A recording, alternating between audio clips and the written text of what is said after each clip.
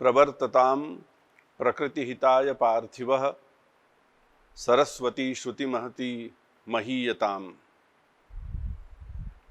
आप सभी का कालिदास संस्कृत अकादमी की ओर से स्वागत है। मध्य प्रदेश विविध वर्णीय संस्कृतियों का प्रदेश है। मध्य प्रदेश शासन का संस्कृति विभाग इन संस्कृतियों को रेखांकित करने के लिए तत्पर है। वर्ष भर पूरे प्रदेश में विविध आयोजनों के माध्यम से इस संस्कृति के संरक्षण और संवर्धन के लिए कृतसंकल्प है। इसके साथ ही इस संस्कृति के संरक्षण और संवर्धन के उद्देश्य से राष्ट्रीय और अंतर्राष्ट्रीय विद्वानों, कलाकारों के साथ संवाद के अवसर भी उपस्थित करता है। कालिदास संस्कृत अकादमी महाकवि कालिदास के साहित्य को केंद्रित करते हुए, प्रदेश के संस्कृत साहित्यकारों के साहित्य को केंद्रित करते हुए, इसके साथ ही वेद की जो प्राचीन पद्धतियां हैं उनके संरक्षण के उद्देश्य से, प्राचीन चित्रकला की जो शैलियां हैं उनको संवर्धित करने के उद्देश्य से, पारंपरिक नृत्य, नाट्य की शैलियों को संरक्षित करने के उद्देश्य से वर्ष भर विविध आयोजन करती है। आज समूचा राष्ट्र स्वतंत्रता के 75वें वर्ष का उत्सव मना रहा है।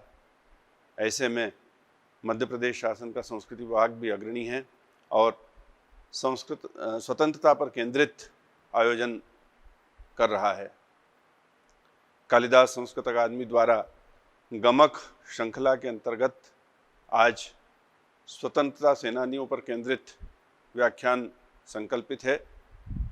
आज हमारे बीच उज्जैन के वरिष्ठ चिंतक, स्वतंत्रता संग्राम के लेखक माननीय श्री अभय मराठे जी हमारे आमंत्रण पर उपस्थित हैं।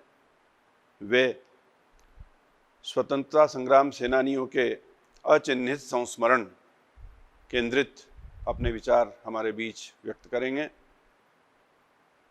श्री मराठे जी ओ उठो क्रांतिवीरों नामक इस ग्रंथ के लेखक हैं, जिसमें उन्होंने 750 पृष्ठों में लगभग 850 से अधिक प्रसंगों का उल्लेख किया है।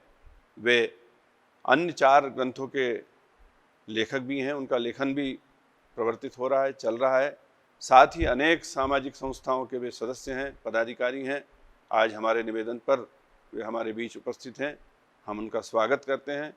इस व्याख्यान सत्र की अध्यक्षता के लिए श्री ईश्वर शर्मा जी हमारे बीच उपस्थित हैं, हमारे साथ उपस्थित हैं।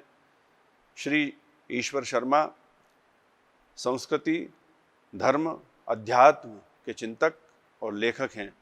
अभय मराठे जी के स्वतंत्रता संग्राम सेनानियों के जो प्रसंग हैं उन पर उन्होंने प्रदेश के प्रतिष्ठित समाचार पत्र नई दुनिया में धारावाहिक रूप से प्रकाशित किया है और स्वतंत्रता संग्राम के उन बलिदानियों का पावन स्मरण किया है। हम इन दोनों विद्वानों का हृदय से स्वागत करते हैं। हम स्वागत करते हैं उन सभी सुधी श्रोताओं, दर्शकों का जो आज हमारे बीच इस व्याख्यान सत्र के साथ उपस्थित हैं। मैं कालिदास संस्कृत अकादमी की ओर से आप सभी का स्वागत करता हूं। अब मैं सादर निवेदन करता हूं श्री अभय मराठे जी से कि वे पधारें और स्वतंत्रता संग्राम सेनानियों के अचिह्नित संस्मरण केंद्रित शीर्षक पर अपना वक्तव्य प्रदान करें। माननीय श्री अभय मराठे जी। नमस्कार। आज के कार्यक्रम की अध्यक्षता कर रहे माननीय ईश्वर जी शर्मा, नई दुनिया के संपादक प्रभारी, हिंदी साहित्य के बड़े अच्छे हस्ताक्षर, कालिदास संस्कृत अकादमी के माननीय संतोष जी पंड्या, संदीप जी नागर और सभी समस्त श्रोतागण। हमारे देश को आज़ाद हुए 75 वर्ष होने जा रहे हैं। इस आज़ादी के पर्व को देश भर में बड़े धूमधाम से मनाया जाएगा। आज मुझे बड़ा हर्ष हो रहा है, गर्व हो रहा है कि उन क्रांतिवीरों के ऊपर मुझे बोलने का मौका कालिदास संस्कृत अकादमी ने द्वारा दिया गया। बड़ा अच्छा लगा है। मैं क्रांतिकारियों का की शोध पर पिछले 10-15 वर्षों से शोध कर रहा हूँ, एक उसका विद्यार्थी हूँ। और अभी पिछले वर्ष एक मेरी पुस्तक प्रकाशित हुई है, ओ उठो क्रांतिवीरों, जिसमें लगभग 830 क्रांतिकारियों के संबंध में लिखा गया है। जब ये क्रांतिकारियों के बारे में लिखना पास शुरू करा है, तब कई ऐसे अचिन्हित जो हमारे सामने आ नहीं पाए हैं, उन किस्सों को, उन संस्करणों को बाहर लाने का मैंने प्रयत्न करा है। इसमें निश्चित रूप से मेरे को नई दुनिया का बहुत बड़ा सहयोग मिला है। किस्सा कुछ यूं था में लगभग 150 से 200 अचिन्हित किस्से प्रकाशित किए गए थे। मैं इस अमृत महोत्सव का अवसर पर उन समस्त क्रांतिवीरों का, क्रांतिकारियों का, उन बलिदानियों का स्मरण करता हूं, और उनको स्मरण करने का प्रत्येक भारतीय नागरिकों का कर्तव्य होना चाहिए। वैसे ही श्री कृष्ण जी सरल जो उज्जैन के थे, उन्हीं के तरफ से मैं भी क्रांतिकारियों का चारण हूं और उनके यश गाया करता हूं। हमारा दायित्व है कि राष्ट्रवाद का भाव इस पीढ़ी से उस पीढ़ी तक हमको जगाने का काम करना है। आज अनछुए जो पहलू है, उसमें मैं एक प्रकरण लेने वाला हूं जो मुझे नहीं लगता है कि कुछ लोगों को पता होगा। यदि हम अंडमान के सेल्युलर जेल का दर्शन करने गए होंगे, जो हमारे क्रांतिकारियों को और भारत देश का क्रांति तीर्थ है, वहाँ पे जितने भी क्रांतिकारी बंद थे, उन राजबंदियों की एक सूची फलक पे लगी हुई है। उसमें पहला नाम है वामन नारायण जोशी, उसके बाद है गणेश दामोदर सावरकर, विनायक दामोदर सावरकर, और उसके बाद में अनेक क्रांतिकारियों के नाम हैं जो लगभग 345 से अधिक राजबंदी सेल्युलर जेल के, नारकीय जेल के अंदर उन्होंने कष्ट सोए देश की स्वतंत्रता के लिए। वामन नारायण जोशी कौन थे? जब मैं पुस्तक लिख रहा था, तब अनंत लक्ष्मण कान्हेरे का जिक्र आया, जिनको 11 अप्रैल को 1910 को फांसी पर लटकाया गया। उनके साथ में थे विनायक देशपांडे और कृष्णाजी कर्वे, और उसमें 2 लोगों को आजीवन कारावास मिला था। एक था वामन नारायण जोशी और शंकर सोमन। जब उसने देखा कि सेल्युलर जेल के अंदर वामन नारायण जोशी का उल्लेख था और इसमें भी उल्लेख है, तो वामन नारायण जोशी कौन थे? क्योंकि अगर मैं इसका विद्यार्थी हूं और मैं इसको पढ़ रहा हूं, तो ये सारी बातें हमें रहना चाहिए, याद रहना चाहिए कि जो जो लोगों ने 20-20 साल जेल के अंदर अपना पूरा जीवन, अपनी पूरी जवानी खपा दी, वो कोई अपराधी नहीं थे, वो कोई खूनी नहीं थे, कोई दरिंदे नहीं थे, कोई चोर नहीं थे। उन्होंने अपना सारा जीवन देश की स्वतंत्रता के लिए लगा दिया था। लेकिन हमारा दुर्भाग्य है कि ऐसे लोगों को हम स्मरण नहीं कर पाए। हमारे सामने उनका क्या क्या कार्य किया है वो अभी तक सामने नहीं आ पाया। बहुत दुर्भाग्यपूर्ण बात है, क्योंकि अगर हमने जब विद्यालयों के अंदर या महाविद्यालयों के अंदर जब हमने पढ़ा है, तो कुछ ही लोगों के नाम आते हैं, भगत सिंह, चंद्रशेखर आजाद, रानी लक्ष्मीबाई। रानी लक्ष्मीबाई का नाम इसलिए आता है कि अगर सुभद्रा कुमारी चौहान अगर वो कविता नहीं लिखती तो शायद वो भी एक लुप्त हो जाता है। चंद लोग हैं, 10-12 लोग। जब मैंने ओ उठो क्रांतिवीर पुस्तक लिखी, तो उसमें 823 से अधिक क्रांतिकारियों के बारे में जानकारी निकाली थी, और वो मैंने लिखी हुई है। उसमें वामन नारायण जोशी का कहीं से जिक्र नहीं है। वामन नारायण जोशी जेल में रहे, अंडमान की जेल में रहे, लगभग 10 वर्ष 12 वर्ष रहे। उनके बारे में बहुत सारी जानकारी जुटाना शुरू करी, और मेरा सौभाग्य है कि 1955 के अंदर एक पत्रिका में उनका उल्लेख मिला था। उसके बाद में एक धनंजय पत्रिका महाराष्ट्र से निकलती, उसमें भी उनका उल्लेख आया था। और वो आर्टिकल उनकी भतीजी ने लिखा था, शरयू कुलकर्णी, जो अभी औरंगाबाद में रहती है। उनसे मैंने संपर्क करा, उनसे पता पड़ा कि वामन नारायण जोशी उनके काका थे और उन्होंने पूरा उनके ऊपर जीवन वृत्तांत लिखा है। वो भी कम क्रांतिकारी नहीं थे। जीवन के 18 साल 20 साल जो जेल में रह के, उन 18-20 साल के अंदर उनके घर से एक पत्र उनको प्राप्त नहीं होता। अंडमान की सेल्युलर जेल के अंदर दिन रात जिन्होंने कष्ट सहन करे, तो कोहलू के बेलों, जो तेल निकालने का कोहलू रहता है, उस बेल की जगह उनको जुटाया गया। जंगली झाड़ियों की झाड़ी काट काट के उससे रस्सी बनाने का काम किया। जेल के बाहर दलदलों के अंदर जंगली झाड़ियां तोड़ने का काम दिया। अगर आप बीमार हो तो कोई लेना देना नहीं है अंग्रेज प्रशासन को, आपको काम करना है। वो वामन नारायण जोशी, जब वो 20 में बाहर आए अंडमान से, तब उनको फिर येरवड़ा जेल में रखा गया। येरवड़ा जेल के अंदर भी हमारा दुर्भाग्य भी ये रहा है, येरवड़ा जेल के अंदर वो जब महात्मा गांधी जब वहां पे बंद थे, तो उनकी सेवा शुश्रूषा के लिए एक अपराधी को जैसे लगाते, जो कैदी रहते उनको लगाया जाता है, उस प्रकार से वामन नारायण जोशी को उनकी सेवा के लिए लगाया गया। गांधी जी को पता था ये एक बड़ा क्रांतिकारी है, उसके ऊपर बाद में आऊंगा। लेकिन वामन नारायण जोशी की यह स्थिति थी, ये बंद क्यों हुए, इनको क्यों बंदी बनाया गया। अगर हम 29 दिसंबर 1908 की बात करते हैं, नासिक का कलेक्टर जैक्सन, उसका वध हुआ था। आपने सुना होगा, पढ़ा होगा। ये जैक्सन कौन था? ये जैक्सन वहां का कलेक्टर था, नासिक का डिस्ट्रिक्ट मजिस्ट्रेट था। उस कलेक्टर ने इस प्रकार से काम किए थे, एक 3-4 ऐसे वो थे जिसके कारण क्रांतिकारी उसको हमारा भारत का शत्रु मानते थे।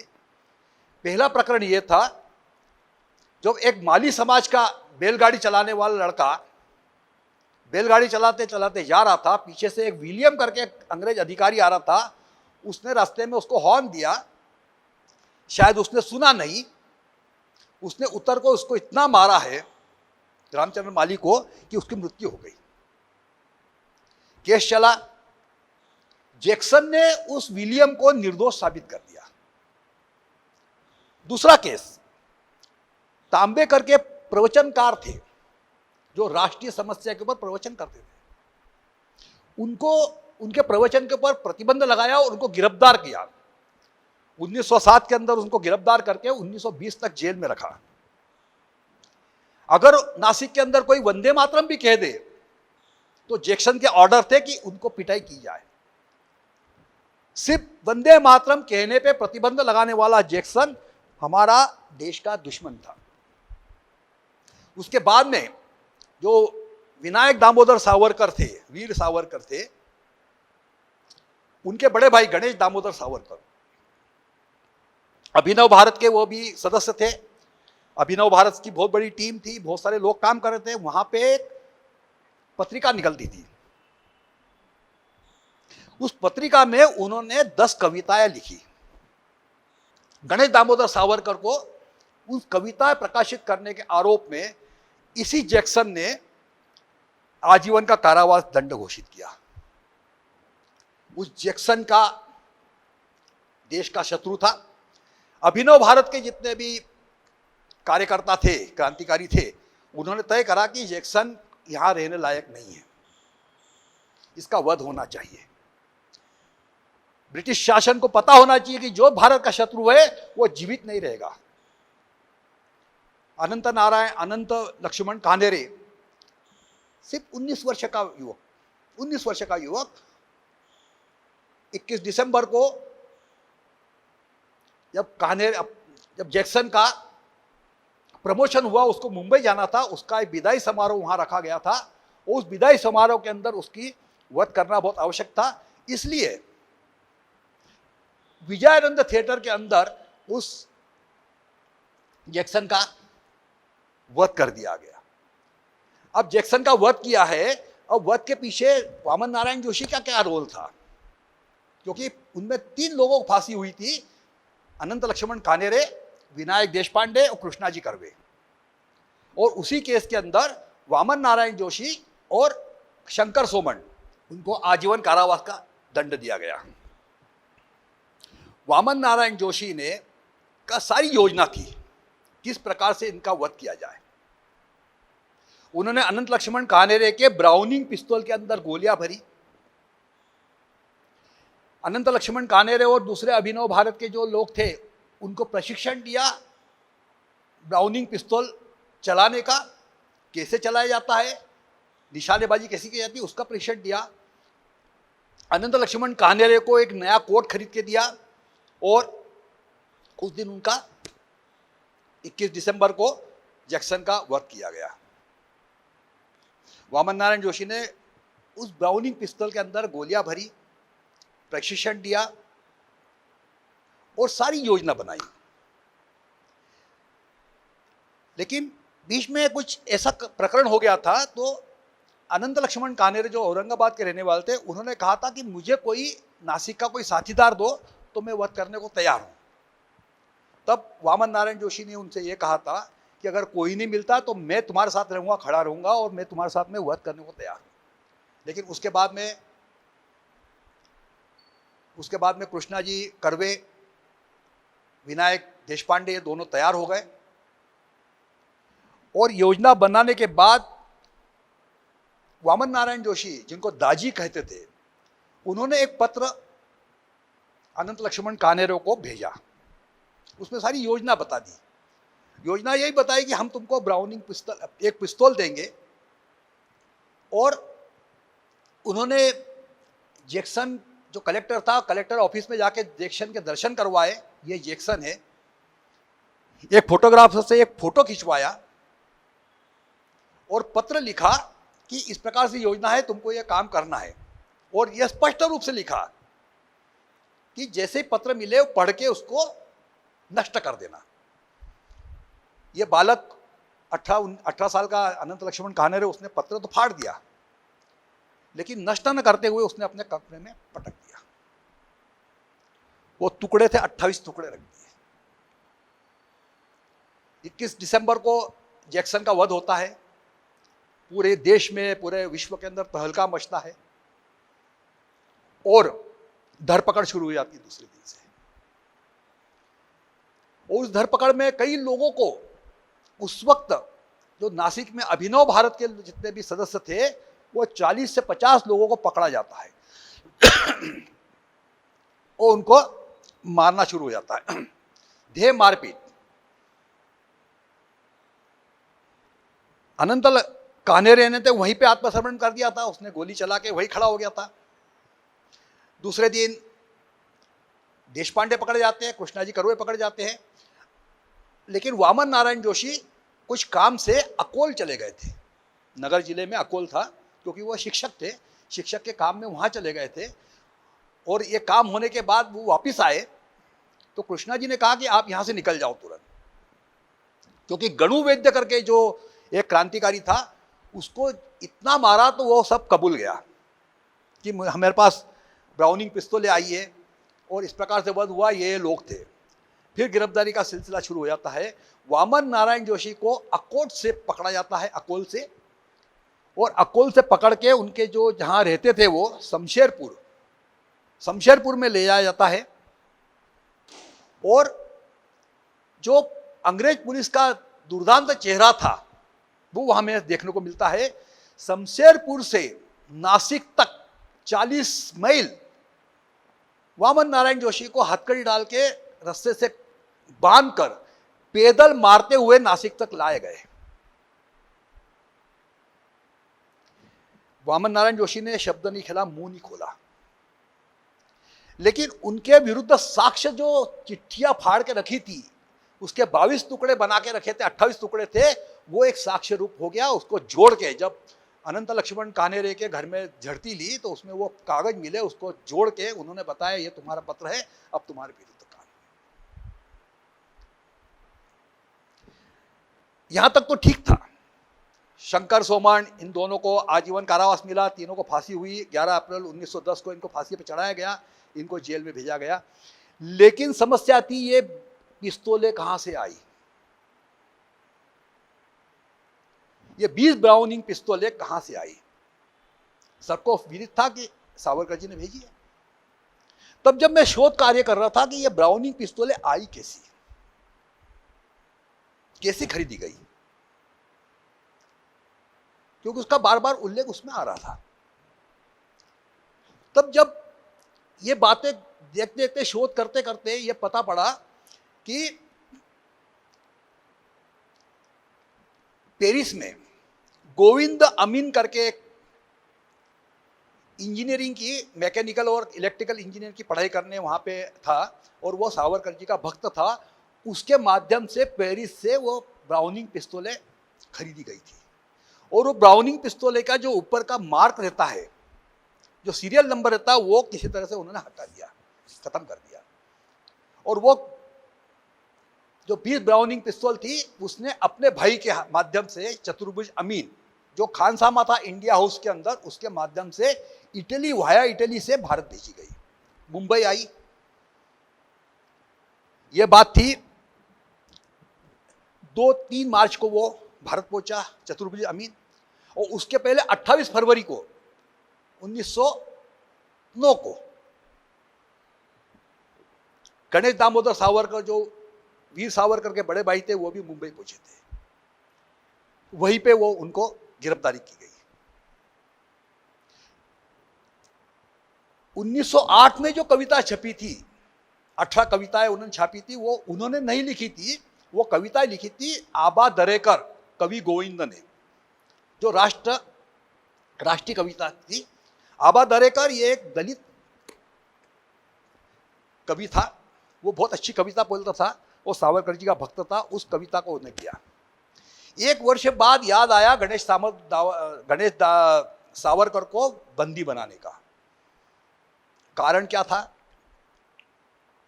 कारण था ब्रिटिश साम्राज्य को सावरकर की जरूरत थी, विनायक दामोदर सावरकर की। वो पकड़ में नहीं आ रहे थे, वो लंदन में बैठे हुए थे। ब्रिटिश साम्राज्य की राजधानी लंदन में भी ब्रिटिश साम्राज्य उनको पकड़ नहीं पा रहा था, क्योंकि उसके पीछे बहुत सारे कारण भी थे। उनका जो कर्तृत्व था इतना अच्छा था, इतने अच्छे योजनाकार थे। 1857 का स्वातंत्र समर लिखने वाले वीर सावरकर, वो ऐतिहासिक पुस्तक प्रकाशित होने के पहले प्रतिबंध लगाया जा रहा है, और ब्रिटिश साम्राज्य को यह नहीं पता किसने लिखी है। पता है उन्होंने कि सावरकर ने लिखी है, लेकिन साक्ष्य नहीं है। 1857 की क्रांति की 50 वर्षगांठ वो लंदन में, हम इंडिया हाउस में मना रहे हैं। 1 जुलाई को सावरकर जी का भक्त मदनलाल ढींगरा करजन वायली का वध कर रहा है, लेकिन सावरकर जी ब्रिटिश साम्राज्य के हाथ में नहीं आ रहे हैं। और इसलिए ये सारी चालें ब्रिटिश साम्राज्य ने करी कि इनके भाई को पकड़ा जाए। इनको भाई को पकड़ेंगे तो निश्चित रूप से सावरकर भारत आएंगे, क्योंकि बदला लेना है। और इसलिए 28 फरवरी को पकड़ा गया। चतुर्भुज अमीन जो पिस्तौल लेके आया था, वो पिस्तौल डिस्ट्रीब्यूट करी गई। कुछ पिस्तौलें नासिक आई। अब मजेदार और इसमें किस्सा ये था, अंग्रेजों के, हमारी जो क्रांतिकारी थे, उनकी जो योजना थी इतनी गुप्त रूप से चलती थी। नासिक के अंदर एक गाइडर करके पुलिस अधिकारी था। स्कॉटलैंड यार्ड ने को पता पड़ा कि 20 ब्राउनिंग पिस्तौलें इंग्लैंड से बाहर गई हुई है। किसने भेजी, क्या भेजी, कहां से पकड़ी, कहां से लाई, उनको कुछ पता नहीं था, लेकिन इतना पता पड़ा था कि वो भेजी गई है। तो गाइडर को उन्होंने टेलीग्राम भेजा, एक पत्र भेजा कि इस प्रकार से आया हुआ है और आप जरा तलाश करो। यह है जुलाई 1909 की बात है। गाइडर उसमें ये लिखता है ऑल इज वेल, यहां आपको चिंता करने की जरूरत नहीं है, सिचुएशन इज अंडर कंट्रोल।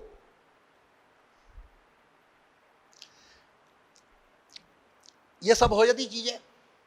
लेकिन 21 दिसंबर को जैक्सन का वध होता है, वो ब्राउनिंग पिस्तौल से होता है, तब आंख खुलती है और गाइडर एकदम चमक जाता है, ये क्या हुआ। वहां से ऊपर से उसको डांट पड़ती, तुम कह रहे हो सिचुएशन इज अंडर कंट्रोल, और ये कैसे हो गई ब्राउनिंग पिस्तौल तो नासिक में आ गई, क्योंकि जो पिस्तौल थी अनंत लक्ष्मण कानेरे ने जिससे वध किया था, वो ब्राउनिंग पिस्तौल वहां से भेजी गई थी। उनके पास 2 पिस्तौलें बरामद हुई। गाइडर एकदम सनक गया। फिर अंग्रेज सरकार ने यह सोचा कि इसके बहाने हम वीर सावरकर को लपेटे मिलेंगे। तब लंदन के अंदर एक पार्कर करके इंस्पेक्टर था, जिसको एक जिम्मा दिया था इंडिया हाउस और सावरकर के ऊपर नजर रखने का। लेकिन हमारे सावरकर, उनका जो आभा मंडल इतना अच्छा था, पार्कर उनका भक्त हो गया था। जब ये बात हुई तो पार्कर ने पूरे लंदन के अंदर, पूरे इंग्लैंड के अंदर जितने भी शस्त्र का व्यवसाय करने वाले लोगों को घर जा जाके देखा, तो उन्होंने कहीं पे उनको ये नहीं मिला कि यहाँ से 20 ब्राउनिंग पिस्तौलें सावरकर ने खरीदी है। उसने फिर वहां से एक पत्र भेजा, सावरकर इज नॉट इन्वॉल्व्ड। अब 20 पिस्तौल के लिए, 20 ब्राउनिंग पिस्तौल के लिए गाइडर पागल हो रहा था। कैसे आई पिस्तौलें? तब उन्होंने जो क्रांतिकारी पकड़े गए थे, अभिनव भारत के सदस्य थे, उनके ऊपर अत्याचार करना शुरू करा। इन अत्याचारों में एक प्रसिद्ध अत्याचारी पुलिस था, वो था अली खान। उस अली खान ने जितनी यातनाएं हम विचार नहीं कर सकते, उतनी उससे ज्यादा यातनाएं उन लोगों को दी गई। कई क्रांतिकारियों ने मुंह नहीं खोला। कृष्णा जी कर्वे को जब पकड़ के लाए तो कृष्णा जी कर्वे ने कहा, हाँ मैंने वध करा है और हमारा ये प्लानिंग था। उसके पीछे उसका कारण ये था कि सारे लोगों को बचाया जाए। 40 से 50 छोटे छोटे विद्यार्थियों को, शिक्षकों को पकड़ के जेल में बंद करा और मारना कूटना शुरू करा। एक और इंस्पेक्टर था सदावर्ते करते। सदावर्ते के पास एक ही काम था कि ब्राउनिंग पिस्तौलों कहीं से भी लाके इकट्ठा करो और मुझे दो सामने। अब पिस्तौलों का हिसाब भी देखिए आप। कृष्णा जी कर्वे के पास 1 पिस्तौल, अनंत लक्ष्मण काने के पास 2 पिस्तौल, विनायक देशपांडे के पास 1 पिस्तौल, ये 4, वामन नारायण जोशी के पास 1 पिस्तौल, 5। ऐसे करते हुए कुछ इकट्ठा करी। आगे की पिस्तौलों का पता ही नहीं पड़ रहा था। गाइडर उनके भनक रहा था कि मेरे को पिस्तौलें चाहिए। सदावर्ते के दिल में कहीं ना कहीं देशभक्ति थी। सदावर्ते ने जितने लोगों को पकड़ा था उन्होंने खोज करी सारी कि वसई में और पेड़ में एक बम बनाने का कारखाना था, वहां पे सारे लोग लगे थे। वो उनको सारे वसई ले गए, मुंबई ले गए, मुंबई में यहाँ बैठा दिया और उनको ये कहा कि मैं तुम्हारा मित्र हूं। इसी बीच में चतुर्भुज अमीन पकड़े गए, उनके पास भी 2 पिस्तौल मिली और उनको ये कहा गया कि अगर, सदावर्ते ये कह रहा था कि अगर तुमने सब बता दिया तो मैं कई लोगों को बचा सकूंगा, कई लोगों को बचा सकूंगा। इसलिए वहां पे जितने भी क्रांतिकारी थे, अभिनव भारत के सदस्य थे जो इससे जुड़े हुए थे, उसमें त्र्यंबकराव मराठे थे, पाटनकर थे, भाटे थे, ये लोग सब एकत्र हुए और उन्होंने कहा कि कहाँ कहाँ से पिस्तौलें आई वो सब लाके उन्होंने वहां पे जमा करी। ऐसी 18 बंदूकें, 18 ब्राउनिंग रिवॉल्वर वहां एकत्र की गई। 2 ब्राउनिंग पिस्तौलों का बाद में पता पड़ा, वो एक गोखले करके सज्जन थे, उन्होंने दी थी। एक समुद्र में फेंक दी थी, एक वहां पे जमीन में गाड़ दी थी। तो सदावर्ते के कारण अनेक लोग बच गए, अनेक क्रांतिकारी बच गए। तो हम ये देखते हैं कि सरकार के अंदर भी अली खान सरी के दुर्दांत पुलिस फौजदार रहे हैं, जिन्होंने जो क्रांतिकारियों को कष्ट दिया। वो सदावर्ते सरी के भी लोग थे जिन्होंने क्रांतिकारियों को, बहुत सारे लोगों को बचा लिया। ये एक उदाहरण रहे। दुर्भाग्य की बात है कि शंकर सोमन, जिनको आजीवन कारावास हुआ था, उनको भी बंद किया गया था। उनको भी असहनीय यातनाएं दी थी और उनको भी आजीवन कारावास हुआ था। काला पानी अंडमान भेजने के पहले वह जो थाने जेल में थे भाईखल्ला, फिर उसके बाद थाने भेजा था, वहां पे उनकी मृत्यु हो जाती है। मृत्यु का कारण ब्रिटिश सरकार बोलती है इनको क्षय रोग हो गया है। और अनंत वामन नारायण जोशी को अंडमान भेजा जाता है। अंडमान में वही सारा उनके साथ दयनीय परिस्थिति में वो बाहर आते हैं। उनको साबरमती, पहले पुणे के येरवड़ा जेल में रखा जाता है। उनको वो चिकित्सालय में काम दिया जाता है। उसी वक्त नेहरू, गांधी जी वहाँ पे एडमिट होते हैं। गांधी जी की सेवा के लिए उनको लगाया जाता है। गांधी जी को पता रहता है कि ये वामन नारायण जोशी एक क्रांतिकारी था जो अंडमान में 10-12 साल रह के आया है, लेकिन उनको कभी जब 1922 के अंदर जब वो घर पहुँचते हैं तो घर पूरा उद्ध्वस्त हो जाता था। माताजी शांत हो गई होगी, भाई शांत हो गया था और उनके बच्चे थे, उनको फिर लिखाया पढ़ाया। वामन नारायण जोशी ने उनको आगे बढ़ाया। और दुर्भाग्य की बात है, आज़ादी मिली और आज़ादी के पहले भी जैसे चंद्रशेखर आज़ाद ने कुछ कृत्य करा उधर या भगत सिंह ने करा तो गिरफ्तारी होती थी वामन नारायण जोशी की। तो इस जो दौरान वो कई बार गिरफ्तार किया गया शमशेरपुर से। आज़ादी मिली, उनको बड़ा खुश हो गए। गरीबी में दिन काट रहे थे। वो छोटी बहुत जमीन थी, वहां पे वो खेती करते थे। उन्होंने अपने भतीजे को पढ़ाया लिखाया। जब आज़ादी मिलने के बाद में स्वतंत्रता संग्राम सेनानियों को पेंशन शुरुआत हुई, तब वामन नारायण जोशी की तरफ से कुछ लोगों ने पेंशन के लिए लिखा गया। तब सरकार ने कहा था कि हम क्रांतिकारियों को पेंशन नहीं देते। वो पत्र आज भी शरीफ कुलकर्णी ताई के पास रखा हुआ है। उसके बाद में भट्ट करके जो एक अच्छे लेखक थे, उन्होंने नेहरू जी को लिखा तो नेहरू जी ने उस समय 500 रुपए का एक चेक भेजा था। तब जाके उनका जीवन व्यवस्थित हुआ और 1964 के अंदर उनकी संक्रांति के दिन उनकी मृत्यु होती है। वो वामन नारायण जोशी। हमको पढ़ाया नहीं गया, हमको बताया नहीं गया। हम ये 75 वर्ष होने जा रहे हैं और ये दुर्दशा हमारे क्रांतिकारियों के लिए, वो खुद के लिए लड़े थे, परिवार के लिए लड़े थे, वो संपूर्ण भारत के लिए लड़े थे। ऐसे क्रांतिकारियों के बारे में अगर ये अनछुए पहलू हम अगर सामने लाएंगे, निश्चित रूप से हमारा जो राष्ट्रवाद का भाव है वो बढ़ेगा और अन्य पीढ़ी को भी पता पड़ेगा। इसी प्रकार से जो शंकर सोमन है, उनके बारे में भी जानकारी मैं इकट्ठा कर रहा हूँ। कृष्णा कर्वे का क्या हुआ, विनायक जो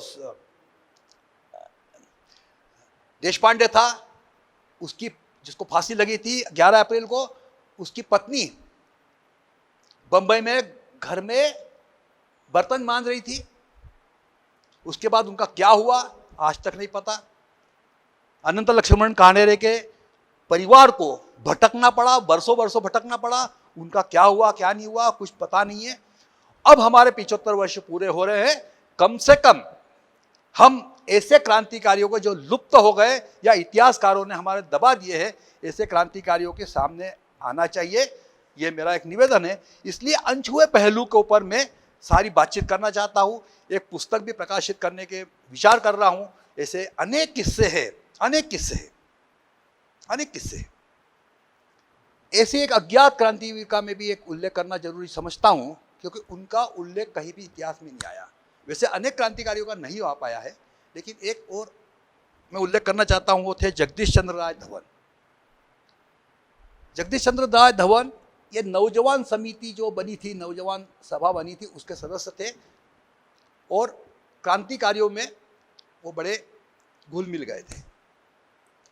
नौजवान थे, 22 वर्ष के थे। भगत सिंह, सुखदेव और राजगुरु को जब फांसी चढ़ी, हमारे चंद्रशेखर आजाद भी बलिदान हो गए। उसका बदला लेने के लिए सारे लोग, प्रकाशवती पाल और दुर्गा भाभी, ये सब लगे हुए थे कि इनका बदला लेना चाहिए। सुखदेव राज करके एक क्रांतिकारी थे, उनके कमरे में वो रहते थे, उनके साथ रहते थे, दोनों साथ रहते थे। एक दिन दुर्गा भाभी उनके कक्षा में आके बोलती है कि अगर तुम इसका बदला नहीं ले सकते हो भगत सिंह के फांसी का, तो तुम चूड़ी पहन लो, हम लेंगे बदला। और वो तैयार हो गई ऐसी। तब सुखदेव राज ने कहा कि नहीं, हम करेंगे, आप बेफिक्र हो, समय आने पर। बोले समय नहीं, मेरे को अभी चाहिए। जगदीश राय धवन के पिताजी मजिस्ट्रेट थे पहले, ये भी पढ़ने के लिए आया, 22 वर्ष की अवधि।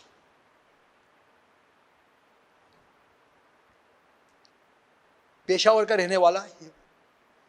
तब ये योजना बनी हेनरी केप को मारने की। तब ये वहां पे गए, लाहौर गए। लाहौर में एक डॉक्टर वीणा नाग करके एक क्रांतिकारी महिला थी, उसने बैग के अंदर एक पिस्तौल और बम दिया। योजना बन रही थी, शायद 3 अप्रैल को ये शालीमार बाग में योजना बनाने के सुबह सुबह वहीं रुके थे वो, क्योंकि इनका निवास किसी घर में या किसी में रह नहीं सकते थे, तो बगीचे में सोते थे ये क्रांतिकारी। और वहाँ पे योजना बनी थी कि जाके उसके घर में अपने को बम विस्फोट करना है, कैसे भी उसको मारना है। यही जगदीश राय धवन, जिसके पिता ने उसको कहा था कि तुम छुट्टी के दिनों में वहाँ आ जाओ, पेशावर आ जाओ, उसने कहा मैं नहीं आ पाऊंगा। पढ़ने के लिए गया हुआ, पिता समझ रहा है कि पढ़ने के लिए गया है लड़का, लेकिन ये क्रांतिकारी बन गया। सब दूर कोशिश करके पूरा उनका ऐसा था कि भगत सिंह का बलिदान हुआ है, भगत सिंह की फांसी हो गई, मैं क्या कर रहा हूं। और वो शालीमार बाग में सो रहे थे, दोपहर को जाके उनको जहां पे जाके एक्शन करना थी वो करना थी, और उसमें वो लेटे ही थे। कहीं सूचना मिल गई, पुलिस के 200 पुलिसों ने उस पर घेरा डाल दिया और जगदीश राय धवन को गोलियों से शूट कर दिया गया। सुखदेव राज को अरेस्ट किया गया। सुखदेव राज को अरेस्ट किया गया और ये जगदीश राय धवन आहुत हो गए, अपने पूरा जीवन उन्होंने बलिदान कर दिया। अब वहां पे भी एक पुलिस की देखिए आप व्यवस्था। यही सुखदेव राज दुर्गा भाभी के साथ में दिल्ली में, मुंबई के अंदर लेमिंगटन रोड पे शूटिंग केस में पकड़े जाते हैं।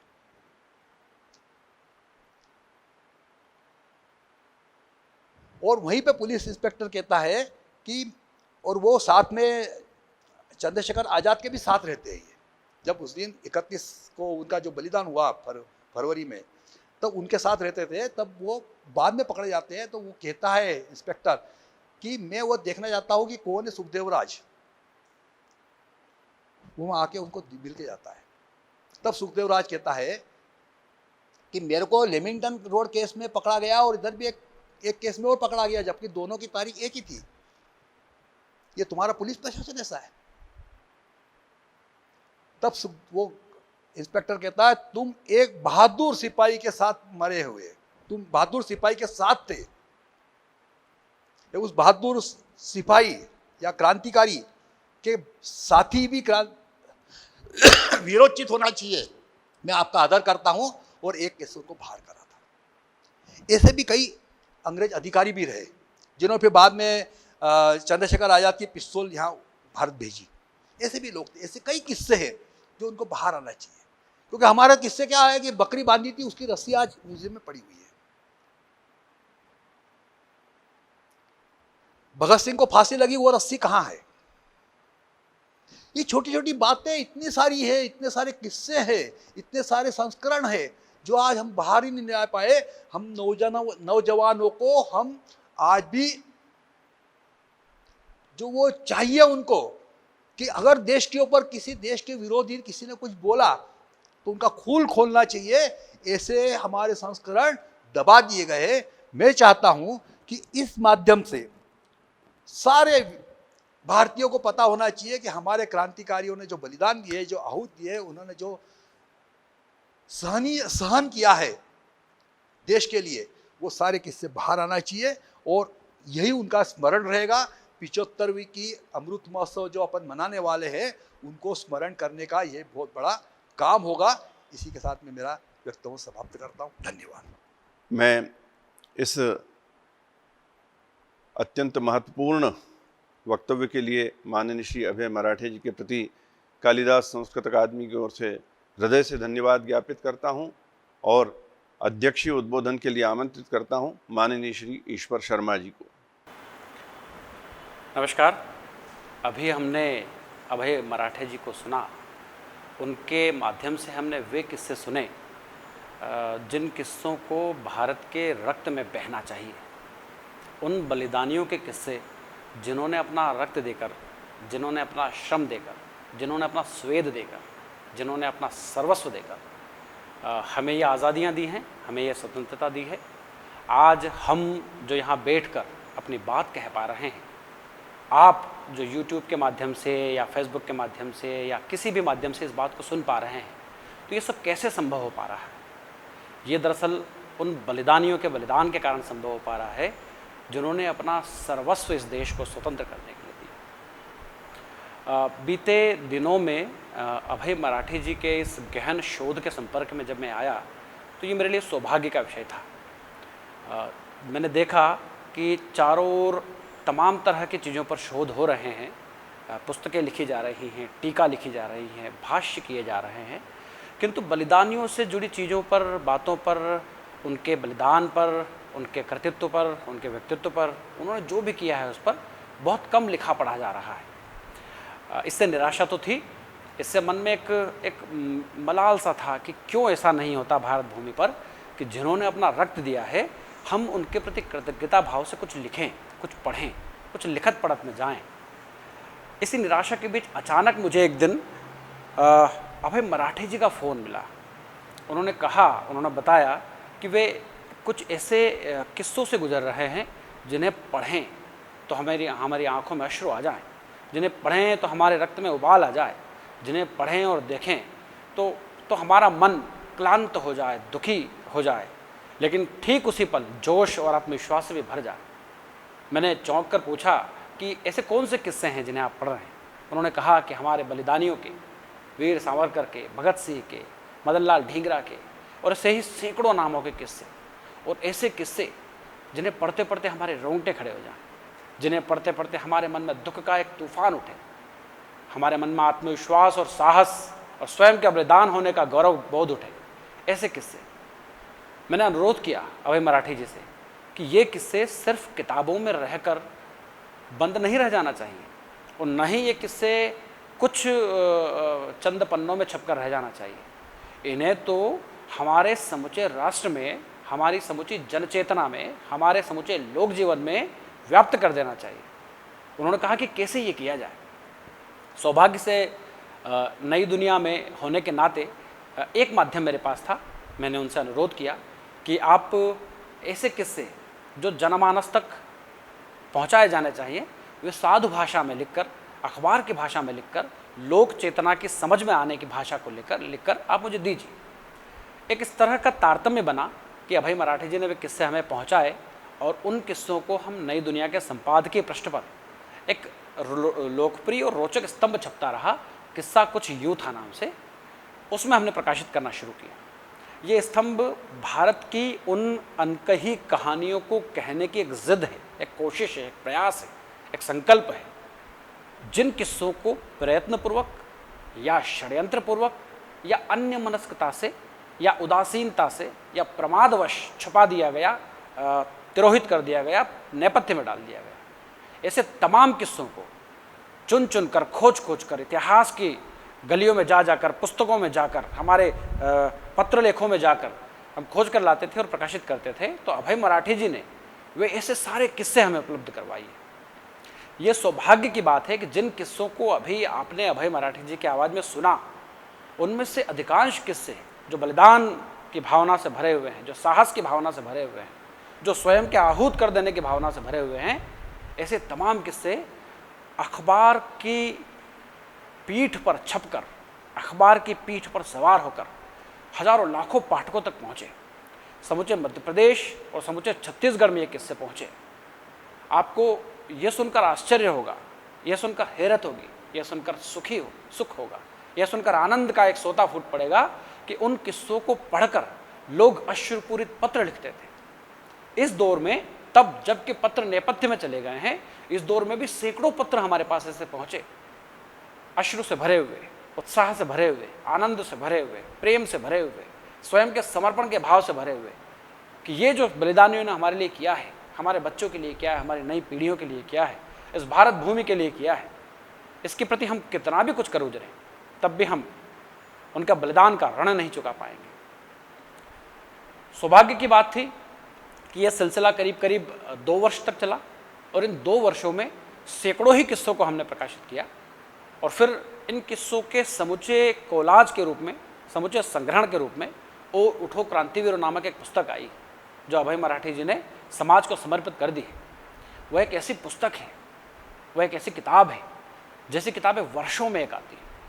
कहानियाँ खूब लिखी जा रही हैं, कविता खूब लिखी जा रही है, लघुकथाएँ खूब लिखी जा रही हैं, उनमें हर तरह के पंथ की चाशनी घुली हुई है, उनमें वामपंथ का गहन प्रभाव है, लेकिन भारत भूमि की आत्मा को, भारत भूमि के हार्द को जानने वाली कहानियाँ, भारत भूमि के रक्त को, भारत भूमि के श्रम स्वेद को कहने वाली गौरवपूर्ण कहानियाँ, वैसी कहानियाँ ओ उठो क्रांतिवीरों में हमें पढ़ने को मिली।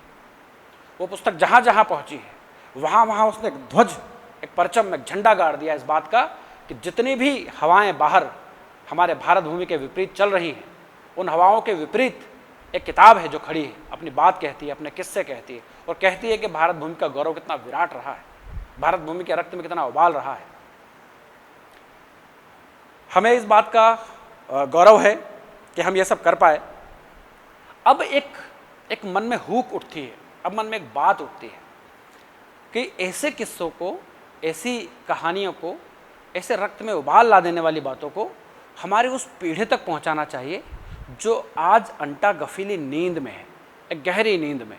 आंखें खुली हैं, लेकिन उनकी चेतना में ये नींद न्यस्त है कि वे समझते नहीं कि आखिरकार उनके इर्द गिर्द की ये आज़ादियाँ, ये स्वतंत्रताएँ, ये हवाएँ, ये खुशियाँ, ये आनंद उन तक कैसे पहुँचा है। वे आज के हमारे फिल्मी हीरो को तो बेहतर जानते हैं, उनसे जुड़ी चीज़ों को तो बेहतर जानते हैं, लेकिन जिन मदन लाल ढींगरा ने अपना सर्वस्व दे दिया, उसे ये नई पीढ़ी नहीं जानती। बल्कि एक षड्यंत्र के तहत तो उन बलिदानियों से घृणा करना सिखाया जा रहा है। क्या भीमा गोरेगांव की घटना हमें नहीं पता है? क्या भारत भूमि के विरुद्ध हो रहे षड्यंत्र हमें नहीं पता है? तो इन षड्यंत्रों की काट क्या हो, इन षड्यंत्रों को रोके जाने का प्रयत्न क्या हो, ये वही तो है जो अभय मराठी जी ने किया है। ऐसे सैकड़ों अभय मराठे को खड़ा होना होगा, तब जाकर हर शहर से, हर गांव से, हर कस्बे से, हर नगर से इस तरह की आवाज़ उठेगी जो हमारी स्वतंत्रता के किस्सों को हृदय में, अपने हार्द में प्रवेश देगी, और वहाँ से वो बलिदान की भावना उठेगी जो फिर चाहे शिक्षक हों, चाहे पत्रकार हों, चाहे उद्योगपति हों, चाहे राजनेता हों, चाहे कारोबारी हों, जो कोई भी व्यक्ति जिस भी भूमिका में है, वो देश के लिए अपना कार्य तभी कर पाएगा जबकि उसके अंदर की भावना बलवती होगी। अन्यथा हम खंख लोगों का, सूखे और रूखे लोगों का एक ऐसा समाज बनते जाएंगे जिसके पास उधार की भाषा है अंग्रेजी, जिसके पास उधार की सोच है पाश्चात्य, जिसके पास एक संस्कृति जो महान थी उसे त्याज्य करके हम एक अलग संस्कृति की तरफ बढ़ते चले जा रहे हैं। तो ऐसे खंख लोगों को, ऐसे रूखे सूखे लोगों को एक रससिक्त समाज में बदलने के लिए, एक आनंद से परिपूर्ण समाज में बदलने के लिए हमें हर तरह के प्रयत्न करना होंगे जो उनके भीतर, उनके हृदय में भारत भूमि को प्रतिस्थापित करें। अभय मराठे जी की ये पुस्तक ऐसा ही एक प्रयास है। किंतु फिर भी ऐसा लगता है कि बाहर कहीं भयावह दावानल है, भयानक आग लगी हुई है, वैचारिकता की अंधी आग, जिसमें हम अपनी अंजुलियों से पानी डालकर उस आग को बुझाने का प्रयत्न कर रहे हैं। ये प्रयत्न बहुत नाकाफी है। जो व्यक्ति इस आह्वान को सुनता है वो अपने अपने स्तर पर तय करे कि उसकी क्या भूमिका हो सकती है इस देश को, इस राष्ट्र को, इस महान भारतीय संस्कृति को समझने में, सोचने में और अगली पीढ़ी तक पहुंचाने में। हम बीते 10,000 वर्षों से क्यों जीवंत बने रह पाए हैं, इसलिए कि हम अपनी अगली पीढ़ी तक हमारे संस्कार को, हमारी भाषा को, हमारी चेतना को, हमारे चेतना बोध को हमारे लोक जीवन के माध्यम से पहुंचाते आए हैं। लेकिन बीते 20-25 वर्षों में हमारी उसी परंपरा, उसी ताकत पर सबसे गहरा हमला हो रहा है, सबसे गहरा हमला।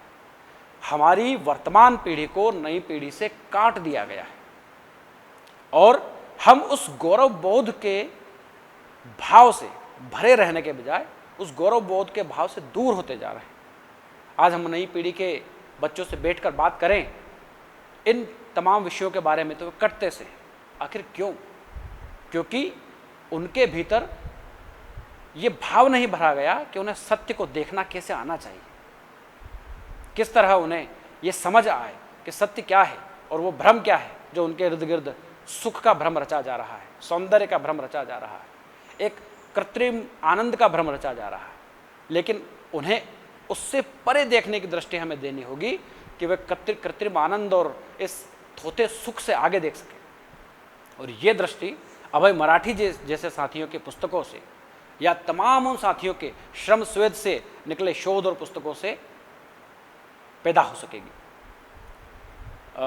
जब अभय मराठी जी की पुस्तक में पढ़ रहा था तो मेरे भीतर एक हुक उठी कि क्यों ना ऐसा किया जाए कि प्रति रविवार अपने ही वाहन से किसी एक गांव जाया जाए, किसी एक नगर जाया जाए, किसी एक कस्बे में जाया जाए और वहाँ के सबसे प्रमुख चौक पर जहाँ जनचेतना जुटती है, जहाँ लोग जुटते हैं, जहाँ सब लोग इकट्ठा होते हैं, वहाँ खड़े होकर अपनी आवाज़ में, अपने माइक के जरिए ऐसे किस्सों को सुनाया जाए, ऐसे किस्सों को नई पीढ़ी के बच्चों को सुनाया जाए, पुराने लोगों को सुना जाए जो चेतना खो चुकी है, जो प्रमाद में डूबे हुए लोग हैं हमारे, जो सिर्फ सुबह उठने और खाने पीने और सो जाने को अपना जीवन मानने लगे हैं। उनमें यह चेतना बहुत भरा जाए, हर गांव, हर शहर, हर कस्बे के प्रमुख चौराहे पर जाकर कि सुनिए कि आपके बलिदानियों ने आपके लिए क्या किया है।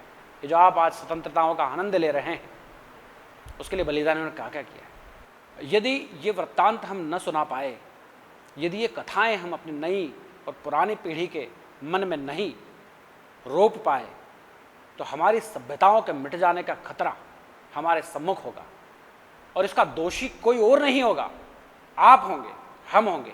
आप जो सुन रहे हैं आप भी होंगे और मुझ जैसे लोग भी होंगे जिनके माथे यह दोष मढ़ा रहेगा।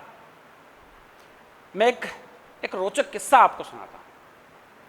फ्रांस में जब राज्य क्रांति हुई तो वहाँ के क्रांतिकारियों ने वहाँ के आतताइयों को, वहाँ के सत्ता पर जो आसीन थे, जिन्होंने वहाँ के स्वतंत्रताओं का अपहरण किया था, उन्हें मारना शुरू किया। क्यों? क्योंकि स्वतंत्रता के लिए हमारे उस समय के फ्रांस के क्रांतिकारी निकल पड़े थे। वहाँ एक बर्नेट का भयावह किला है, एक किला है जिसे भयानक जेल में बदल दिया गया था। उस जेल के भीतर क्रांतिकारी बंद थे जिन्होंने फ्रांस के स्वतंत्रता के लिए आवाज़ उठाई थी। 20-20 वर्ष तक, 30-30 वर्ष तक, 35-35 वर्ष तक क्रांतिकारियों को वहाँ बंद कर दिया गया था, अंधेरी कोठरियों में। और कोठरियाँ भी कैसी, जहाँ सूर्य की रोशनी की एक किरण तक न पहुँचे, जहाँ सिर्फ हवा पहुँचती थी ताकि वे जिंदा लाश बनकर जीवित रहें। उन अंधेरी कोठरियों में उनके हाथों में हथकड़ियाँ थी और पाँवों में बेड़ियाँ थी। वर्षों तक उसी अंधकार में वे हथकड़ियों और बेड़ियों के साथ पड़े रहे, बंद रहे। एक अर्थों में वे अपनी चेतना खो चुके थे, ऐसे कि उनसे उनका नाम पूछो तो वे न बता पाए। ऐसे लोग एक अर्थ में अपनी चेतना खो चुके। जब फ्रांस में राज्य क्रांति हुई तो क्रांतिकारियों ने सरकारी भवनों पर कब्जा करना शुरू किया, सरकार के उन लोगों को पदों से हटाना शुरू किया जिन लोगों के कारण स्वतंत्रता का अपहरण हुआ था। अचानक क्रांतिकारियों को याद आया कि बर्नेट के भयानक किले में भी हमारे क्रांतिकारी बंद हैं, जिसे एक भयानक जेल में तब्दील कर दिया गया है। तो क्रांतिकारी अपने उत्साह के साथ, अपने स्वतंत्रता के उद्घोष के साथ, अपने हथियार लेकर, अपना साहस, अपना बलिदान की भावना लेकर उस जेल के दरवाजे पर पहुँचे, उस किले के दरवाजे पर पहुँचे। उस किले के दरवाजे को तोड़ा, वहाँ के जो संतरी थे उन्हें बलात् हटाया और उन काल कोठरियों तक पहुँचे। वहाँ उन काल कोठरियों के ताले तोड़े गए, उनके दरवाजे खोले गए और जो भीतर 30-30, 40-40 वर्षों से अंधकार में बंद जो कैदी थे, जो स्वतंत्रता सेनानी थे, उनसे अनुरोध किया, उन्हें आह्वान पूर्वक कहा कि हे क्रांतिवीरों उठो और बाहर स्वतंत्रता की हवा में सांस लो, हमारा देश अब स्वतंत्र हो चुका है, यहाँ क्रांति हो चुकी है और राज्य की सत्ता को पदच्युत कर दिया गया है, अब यह देश हमारा है। वे सारे जो अंधकार में 30-30, 40-40 वर्षों से बंद थे, कैदी, स्वतंत्रता के क्रांतिकारी, एक अर्थों में जो अपनी चेतना खो चुके थे, वे बाहर निकले और वो थोड़ा कुछ दूरी तक गए और कुछ घंटे घूमे और शाम होते होते वे फिर लौट आए और वे अपनी अपनी उन्हीं बैरकों में अंधेरे की काल कोठरियों में जा बैठे। तो क्रांतिकारियों ने, जिन्होंने उन्हें छुड़ाया था, वे आश्चर्य से भर गए, वे चिंता से भर गए कि आखिर ऐसा क्या है कि ये क्रांतिकारी स्वतंत्रता के बावजूद वापस लौट आए हैं और वापस इन काल कोठरियों में बंद हैं। तो उन्होंने पूछा कि आखिर क्या वजह है, क्या बात है कि आप लौट आए हैं। उन्होंने ये कहा, जो भीतर क्रांतिकारी वापस लौट आए थे, उन्होंने जो कहा, उनका वो जवाब मेरी चेतना में गहरे चमकता है और वो आपकी चेतना में भी चमकना चाहिए और हर भारतवर्षी की चेतना में चमकना चाहिए जो बौद्धिकता के साथ, जो अपनी चेतना के साथ भारतवर्ष के लिए सोचता है। उन्होंने कहा कि हम 30-30, 40 वर्षों से जब अंधकार में थे तो हमारी आंखों को सूर्य को देखने का अभ्यास खत्म हो गया। हमारी आंखें अंधेरे को देखने की इतनी अभ्यस्त हो गई है कि हम प्रकाश देख नहीं पाते, हम प्रकाश नहीं देख पाते। हम प्रकाश जब हमारी आंखों में जब आता है तो हमारी आंखें चुंधिया जाती है और हमें अंधकार की ओर लौटना पड़ता है। तो क्रांतिकारी जिन्होंने छुड़ाया था, उनको एक बात स्वाभाविक सी लगी कि हाँ, ये सही है कि वर्षों तक, ये शरीर विज्ञान है कि वर्षों तक अंधकार जब आंखें देखती हैं तो रोशनी नहीं देख पाती। लेकिन उन्होंने पाया कि रात होते होते जब वो अंदर रहे क्रांतिकारी सोने लगे तो उन्होंने फिर वो हथकड़ियाँ उठाई, अपने हाथों में पहन ली और बेड़ियाँ उठाई, अपने पाँव में पहन ली। तब उन क्रांतिकारियों के जो बाहर से आए थे उनको छुड़ाने, उनके आश्चर्य का फिर ठिकाना ना रहा कि मान लिया कि सूरज की रोशनी आपकी आंखों में चमकती है, आप उसको देख नहीं पाते, लेकिन ये हथकड़ियाँ और बेड़ियाँ आपने फिर से क्यों पहन ली? तब उन क्रांतिकारियों ने जो जवाब दिया वह भी हमारी चेतना में चमकना चाहिए। उन्होंने कहा कि हमें इतने वर्षों में इन बेड़ियों और हथकड़ियों के साथ सोने की आदत हो गई है। हमारा शरीर, हमारी चेतना, हमारा चेतना बोध, हमारा समूचा अस्तित्व इन बेड़ियों के साथ सोने के लिए, इन बेड़ियों के साथ रहने के लिए अभ्यस्त हो गया है। अब ये बेड़ियां हटती हैं तो हमें वजन कम लगता है, खालीपन लगता है, इसलिए हमने बेड़ियां पहन ली है। इस किस्से का जो निचोड़ है वो ये है कि हमारी भारतीय बौद्धिकता भी ऐसी ही हो गई है, उन कैदियों की तरह, कि जो पश्चिमी अंधकार के अज्ञान में उनकी आंखें इतने अंधकारमय हो गई हैं कि भारतीय संस्कृति का सूरज जब उगता है तो उनकी आंखें उस रोशनी को देख नहीं पाती।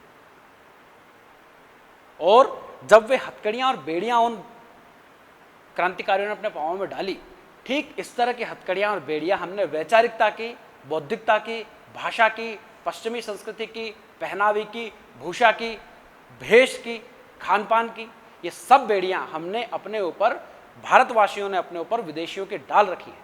और यदि आज कोई कहे कि आप जीन्स और टी शर्ट पहनना छोड़कर आप धोती कुर्ता पर आइए, तो आप कहेंगे हैं हम धोती कुर्ता कैसे पहने। ये वही बेड़ी है जिसको हम हटाने से मना कर रहे हैं और हम कहते हैं कि हमें तो इनके साथ जीने की आदत हो गई है। शुद्ध हिंदी में, अच्छी भाषा में, साधु भाषा में यदि किसी नई पीढ़ी के बच्चे से बात करें तो वो हंसने लगता है, वो उपहास करने लगता है। क्यों? क्योंकि उसके हाथ में और पाँव में जैसे कैदियों के बेड़ियाँ थी, उसकी मस्तिष्क में, उसकी भाषा में, उसके बोलने के समूचे तंत्र में हमने भाषा की बेड़ी गढ़ रखी, डाल रखी है। हमारे इर्द गिर्द जो परिवेश है, अभी ये वीडियो सुनकर आप अपने इर्द गिर्द जरा गहन दृष्टि डालिए, आप क्या पाते हैं? आप अपने जीवन के सुख सुविधाओं में किन चीज़ों का हस्तक्षेप पाते हैं? आप अपने सड़कों पर निकलिए, आप अपने बाजार में निकलिए, बाजार में यदि आप 100 दुकानों के बोर्ड देखेंगे तो उनमें से क्या 80 दुकानों के बोर्ड पर आप अंग्रेजी भाषा नहीं पाते? यह सोचने की बात है।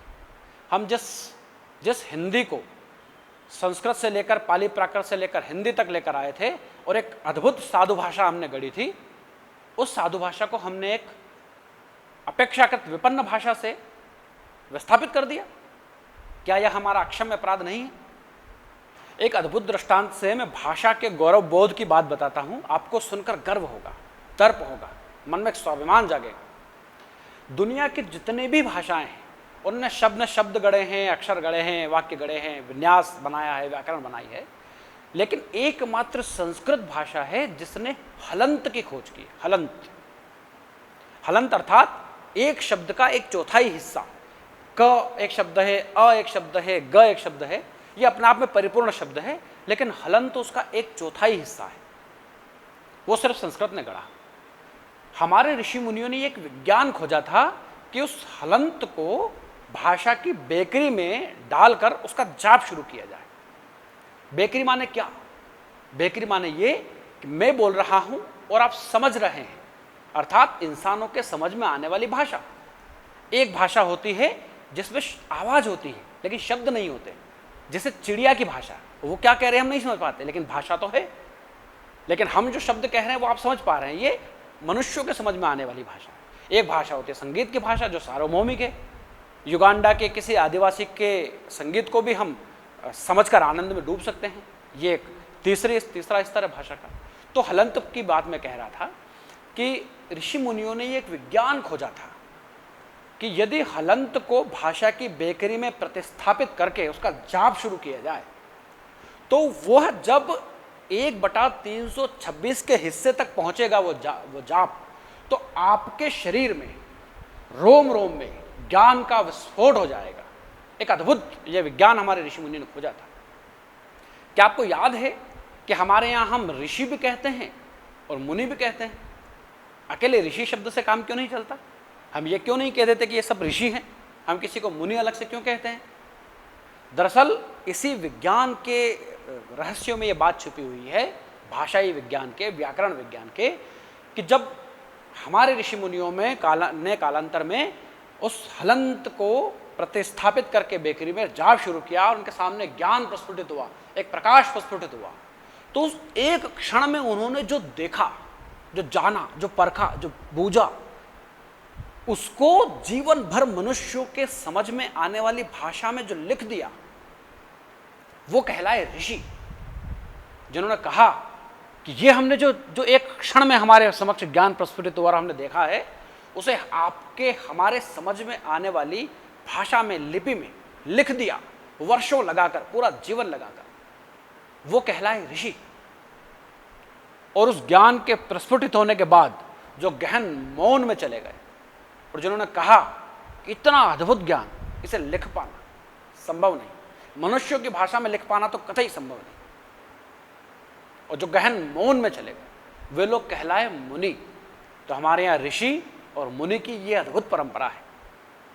कपिल मुनि हुए हैं, उनकी कारिकाएं कहाँ मिलती हैं हमें? कुछ कारिकाएं उनके शिष्यों ने बचा ली थी, वही मिलती है। तो कहने का आशय ये कि जब हमारे ऋषि मुनियों ने भाषा का इतना विशद विज्ञान खोजा था, तब हम विदेशी भाषा के तले अपनी बात कहने को बाध्य क्यों हो रहे हैं? हमें यह समय वह तय करने का है जब हम पुनः अपनी जड़ों की ओर, अपनी विशद विराट जड़ों की ओर लौटें और अपने आप को बचा पाएं, अपने सभ्यता और संस्कृति को बचा पाएं। अन्यथा अब जो हमला हो रहा है वह हमला सबसे घातक है। आने वाले 30 या 35 या 40 वर्षों के बाद के भारत की कल्पना कीजिए कि यदि हम आज जागृत न हुए, यदि हम आज चेतनापूर्ण न हुए, यदि आज हमारे भीतर वो बोध न आया अपने गौरव बोध के प्रति, अपने गौरव के प्रति, अपने इतिहास के प्रति, अपने संस्कृति के प्रति, अपने विचार के प्रति, अपने विचार प्रक्रिया के प्रति, तो ये सब माया सभ्यता की तरह खो जाएगा, ये सब मेसोपोटामिया की तरह खो जाएगा, ये सब रोम की तरह खो जाएगा। इस दुनिया में बहुत अच्छी और बहुत अच्छी सभ्यताएं हुई हैं, लेकिन जिन सभ्यताओं ने अपने इतिहास को सम्मान के साथ अंगीकार नहीं किया, वे मिट्टी में मिल गई। इस भुलावे में न रहें कि हमारी सभ्यता, वो कहते हैं ना, यूनान मिस्र रोमा मिट गए जहाँ से, बचा रहेगा हिंदुस्तान हमारा। इस भ्रम से अब हमें बाहर आना होगा।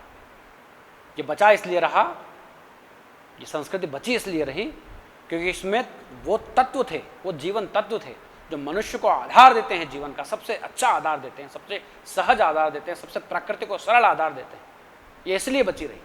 लेकिन अब उन्हीं आधारों पर सर्वाधिक गहन हमला हो रहा है। इसलिए आपको जागना होगा। आप न जागेंगे तो आपके बाद की पीढ़ियां सुला दी जाएंगी। आप न जागेंगे तो आपके बाद की पीढ़ियां आपके ही इतिहास पर गर्व करने के बजाय शर्म करेंगे। कल्पना कीजिए 30-40 वर्षों के बाद की और आज के दिन में अपने रक्त में थोड़ा उबाल लाइए। आप मत निकलिए झंडा लेकर पूरे देश को बदलने के लिए, कम से कम अपने बच्चों को, अपने घर के लोगों को वो बेसिक चीजें, वो चेतना बोध की बातें, वे क्रांतिकारियों के किस्से, वे हमारे ऋषि मुनियों के नवनीत जो उन्होंने कठोर परिश्रम और तप से हासिल किया, उसकी छोटी छोटी चीजें तो बताइए। हम आपको आडंबर पूर्ण होने का आह्वान नहीं कर रहे, लेकिन यदि हमने अपनी पद्धतियों को खोना शुरू किया तो फिर हम खोते चले जाएंगे। सनद रहे कि जो सभ्यताएं अपने गौरव बोध को अपने भविष्य के सामने नहीं रखती वे विलुप्त हो जाती। हमारे समक्ष कुछ अच्छे उदाहरण भी हैं इस देश में, इस दुनिया में। इजराइल जैसे देश जिन्होंने अपनी हिब्रू भाषा को जो लुप्त हो चुकी थी उसे फिर रिवाइव किया, फिर चैतन्य के, फिर जागृत किया। आज वह देश अपनी भाषा में काम करता है। वहाँ जितने शोधार्थी विदेशों से आते हैं उन्हें हिब्रू सीखना अनिवार्य है, लेकिन क्या ये अनिवार्यता हमारे लिए, हमारे यहाँ पर संस्कृत या हिंदी को लेकर है? क्या हमारे यहाँ भाषा और भूषा को लेकर यह अनिवार्यता है? क्या हमारे यहाँ यह अनिवार्यता है कि हमारे बच्चे फिल्मी हीरो के बारे में बात करते हैं लेकिन वो भगत सिंह के बारे में बात करें? क्या हमने अपने घरों में ये एक तंत्र बना रखा है कि हम शाम को दीपक प्रज्वलित कर कर हमारी संस्कृति के कुछ मंत्र बुदबुदाएंगे? और अगर हम ये भूल चुके हैं तो समझ लीजिए कि हमारी ज़मीन दलदली हो गई। और दलदली ज़मीन पर बड़े से बड़े जहाज ज़्यादा देर तक ठहरते नहीं। हम जहाज के उस पंछी की तरह हो गए हैं जिसके पास उड़कर जाने को कहीं जगह नहीं। जैसे उड़ी जहाज को पंछी फिर जहाज पर आवे। ये जो भारत भूमि बची है ना, इस समुची दुनिया के वैचारिक उथल पुथल में हमारी संस्कृति के लिए एकमात्र यही जहाज बचा है जिस पर बैठकर हम अपने जीवन को सुरक्षित, संरक्षित रख सकते हैं। यदि इस जहाज से उड़े और ये जहाज नष्ट हुआ तो फिर समुचे समंदर में हमारे कदम रखने के लिए हमें जगह नहीं मिलेगी। प्रतीकों में कही गई इस बात को गहराई से समझिएगा और अपने भीतर उस चेतना बोध को प्रज्वलित कीजिएगा। कम ही सही, कमतर ही सही, हम ऋषि मुनियों जैसे महान बनने की स्थितियों में नहीं है क्योंकि हमारे आसपास का परिवेश वैसा नहीं, लेकिन अपने भीतर की चेतना को प्रज्वलित तो करना ही होगा, अन्यथा आपके भीतर के उस दीपक को बुझाने के लिए तूफानी हवाएं बाहर चल रही हैं। घरों के बाहर सड़कों पर निकल के देखिए। इतनी समझ नहीं हमें कि समझे वेद पुराण, इतनी समझ नहीं हमें कि समझे वेद पुराण, लेकिन इतना तो अपने बच्चों को समझाइए कि बने रहें इंसान। प्रयत्न कीजिए, कोशिश कीजिए, आंखें खोलिए। फ्रांस की राज्य क्रांति से आज़ाद हुए कैदियों की तरह बेड़ियां और हथकड़ियां डालकर मत रखिए। निकलिए अपने इस अंधकार से, निकलिए अपनी हथकड़ियों बेड़ियों से। आप अगर न जागे तो आपके बच्चों का दोष नहीं होगा। आप अगर चेतनापूर्ण न हुए तो आपके बाद की पीढ़ियों का दोष नहीं होगा। आज जो हम ये देख रहे हैं ये हमारी पिछली पीढ़ी की उदासीनता का परिणाम है, अन्य मनस्कता का परिणाम है, असमंजस का परिणाम है, या अपने ही भीतर सिमटे रहने का परिणाम है। आपको न सिर्फ अपनी चेतना को प्रज्वलित करना होगा बल्कि उसे दावानल बनाना होगा ताकि सारे दोष, सारे अपराध, सारे आक्रांता शक्तियां उसमें जले और एक नवनीत उससे निकले जो भारत भूमि को पुनः प्रतिस्थापित कर दे। और यही अभय मराठी जी ने अपने शोध से किया है। हम सबको हमारे भीतर ऐसा ही एक प्रयत्न करना होगा अपने स्तर पर, हम जहाँ हैं, जिस भूमिका में हैं वहाँ। नमस्कार, धन्यवाद। स्वतंत्रता संग्राम सेनानियों के अचिन्हित संस्मरण शीर्षक व्याख्यान अभी हमने श्री अभय मराठी जी से सुना। हम उनके प्रति कृतज्ञ हैं कि वे हमारे निवेदन पर पधारे और स्वतंत्रता पर केंद्रित अपना महत्वपूर्ण वक्तव्य दिया।